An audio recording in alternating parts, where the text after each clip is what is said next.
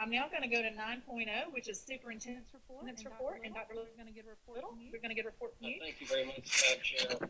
Again, I appreciate everyone's patience as we're dealing with some new technology tonight. Our test, I think, seemed to go really well this afternoon, and that sometimes happens. So thank you for your patience, and we will continue to improve this process if we need to come back and do more of this in the future. So really what I wanted to do tonight was take a couple of minutes to discuss this evening how the district has responded to the COVID-19 virus over the last month, and just give you a status report. Really, the key element for our response has been, without a doubt, to break it down to one word, it's all about teamwork. Teamwork has been absolutely essential for how we've directed those efforts, and probably there are no two better examples of how that teamwork has happened than with our instructional programs as well as our food service delivery model. From an instructional program perspective, we've really seen this tremendous collaboration among content coordinators, instructional coaches, school administrators, teachers, and IT. We have distributed 2 instructional packets up to this point for our K-5 students, and we are preparing a third in the event that the governor closes us for the remainder of the year. We have conducted professional development for our teachers to help facilitate that online instruction because, again, we switched very quickly and we knew we were going to need some extra professional development about how to make that transition and how to make that switch. And as the time has lengthened, as we went from a 12-day experience now to a 20-plus day experience to potentially a 40-plus day experience, as we have lengthened, we've really focused on the essentials of that content, while at the same time understanding we are balancing academic and social and emotional needs as we move forward. I will tell you, this is incredibly difficult to present with a mask covering your face. If you don't mind, for just a second, I'm away from everybody else. It might be a little easier for me to do it this way for just a moment. Our teachers are spending a lot of their time and their energy staying connected. And to be honest, I think that's as important as the content is at this point. I know as a dad, I've been really impressed with how our schools and how the teachers are communicating, are letting us know what's going on, and are connecting with our students. They're using FaceTime, they're using Zoom, they're using Google Hangouts, email, pre-recorded videos, and also snail mail. We've received packages from our teachers as well, but we're really seeing our teachers experiment with a number of solutions to make those connections. And then, of course, we've also launched district-wide professional development learning opportunities focused on that social emotional learning, student growth and self-monitoring, as well as developing student self-awareness and social awareness. So a lot of that is taking place, and that has taken a ton of teamwork, collaboration, and really a leap of faith to jump into some new delivery models and some new delivery methods. But I'm incredibly proud of our folks, how they stepped up to the plate. I really think this has been a defining moment for the leadership of the school level and the classroom level and our district level. And it has been absolutely awesome. So that's really been the focus of our instructional program over the last month and a couple of days. Another fantastic example has to be the teamwork taking place with our food services and transportation. Right now, we are serving meals at 7 drive-through locations. Those are Red Bank Elementary, White Knoll Elementary, AES, Carolina Springs, GPS, Oak Grove, and Forts Pond. We have approximately 24 buses. They're making over 100 stops each day. And up as of last Friday, we have served 134,473 meals, to be precise. And if you include the number of people in transportation and food services, along with a large number of volunteers that have jumped in as well, that has been really something spectacular. I know there are a number of our school board members have also volunteered on those bus routes a number of times, and also senior leadership team. A number of our senior leadership team members have jumped on board, no pun intended, and have been a part of those routes and the grab and go as well. We started out serving 5 meals a day, and really that was our preferred delivery model. But I think what we've decided is that as we move to a 2-day-a-week schedule to help reduce the exposure for our employees, and also we've changed some of our process. We're including masks.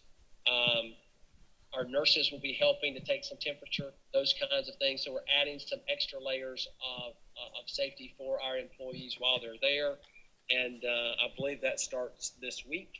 And so we're excited to see that kick off as well. Really what we're trying to do is minimize exposure to our employees while also maximizing the impact that we're having in our community. This has been a significant undertaking and may continue to be for the foreseeable future. It is unclear at this point when the end of this program will take place, whether or not we will be asked to carry it on throughout the summer, or if we're stopping where we normally stop, and then our regular summer feeding program kicks in.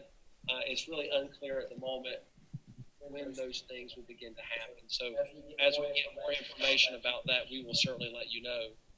And thinking about tonight, so much about tonight is unusual. It was the first time we've done something. Our human resources, they've really had to rethink how to do business as well. We've had a number of our first virtual principal search took place. We're in the middle of our second virtual principal search, and we're actually tomorrow holding our first virtual job fair.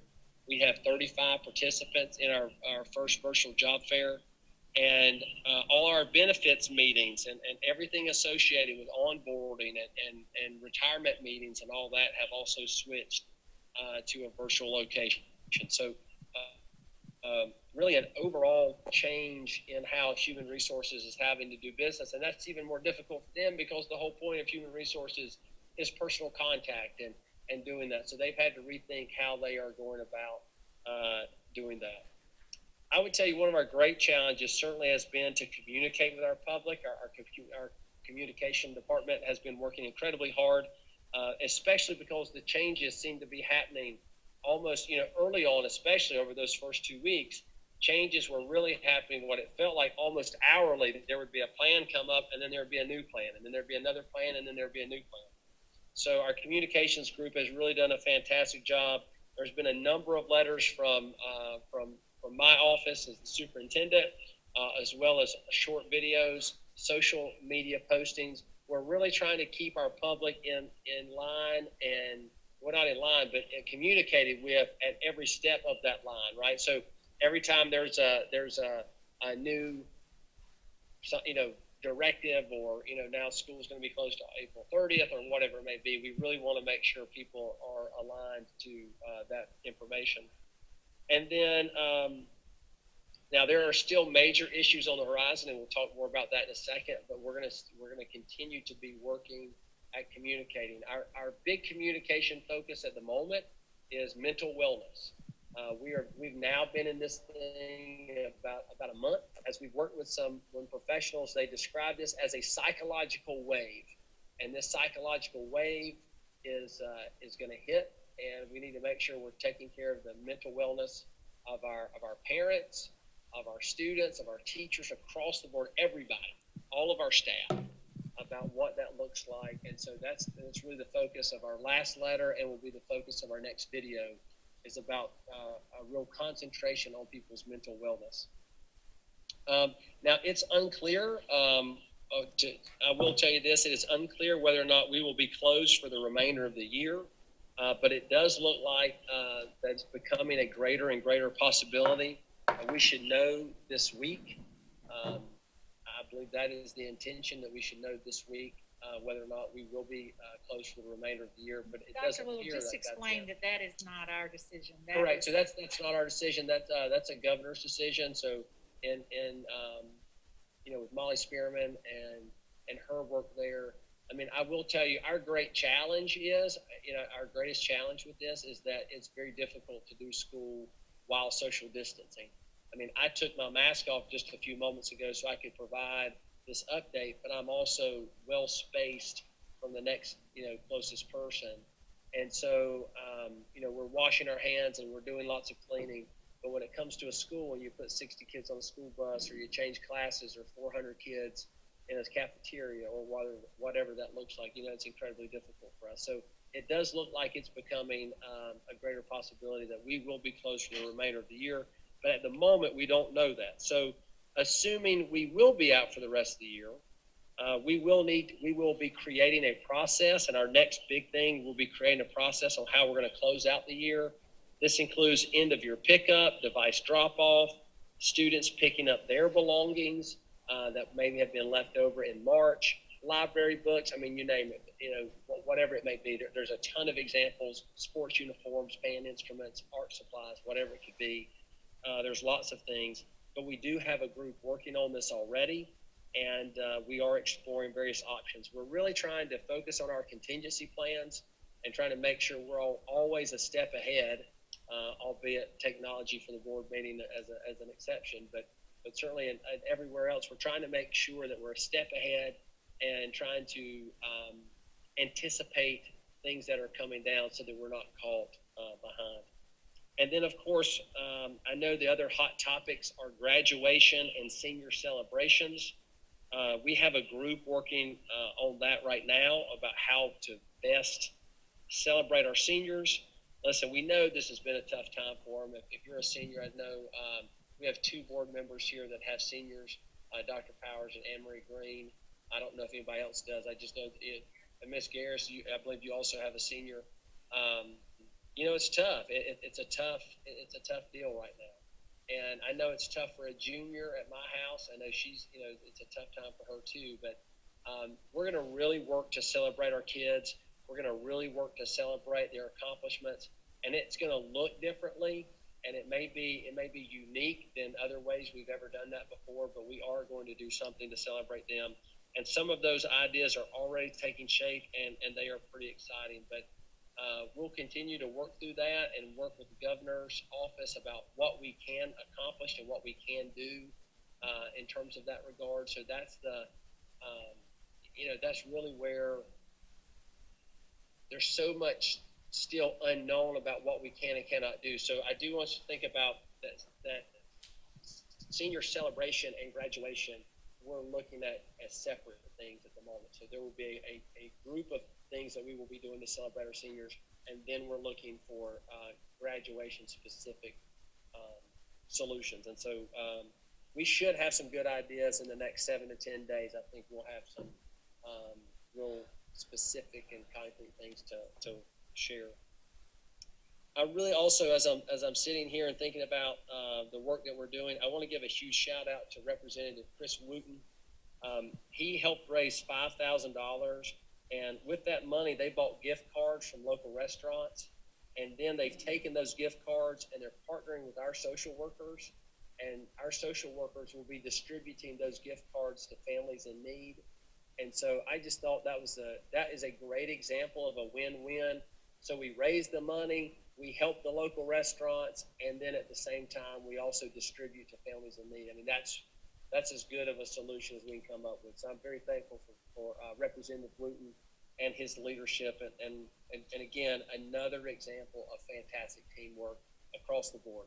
None of this happens in isolation. None of this happens by ourselves. This happens with people working together and coming together, and that's really been the big focus of our community over the last 6 weeks or 5 or 6 weeks. Now we'll say this finally, the phrase that I hear more and more of is the term that people have really coined here is unprecedented. We've talked about unprecedented, but most of the time when we think of the phrase unprecedented, it's really about how the virus has changed our lives, the unprecedented times we live in, and those kinds of things. But I also like to think of unprecedented, though, in terms of how we have responded, about how we've worked together, and about how we are meeting the needs of our students and our families. A parent wrote to me today and said of his child's teacher, quote, "She has been so unbelievably and unselfishly supportive," end quote. And I think that phrase sums up the work that's being done every day in Lexington 1 and by our amazing staff and working with parents and connecting with people. So unprecedented is very true, but it's changed our lives, but it's also been an unprecedented response from our people and about putting, again, we talked about putting children first and all means all, and this has been an incredible example of how our staff, everybody, school nurses, guidance counselors, bus drivers, cafeteria workers, teachers, everybody, administrators. And I always am, and I hate to start listing people because you're always going to forget somebody.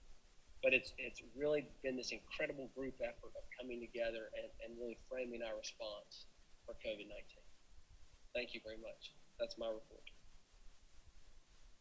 Board members, are there any questions or comments for Dr. Little? I'd like to add one here is we also need to give accolades to our food service and bus drivers for assisting Lexington 3 Oh, yes. during their problem. They've got their food services quarantined for 14 days, and we've picked up the ball and run with it, and I think that's highly commendable. Thank you for reminding me of that fact. Absolutely. Anybody else? Dr. Guyton, Ms. Harris?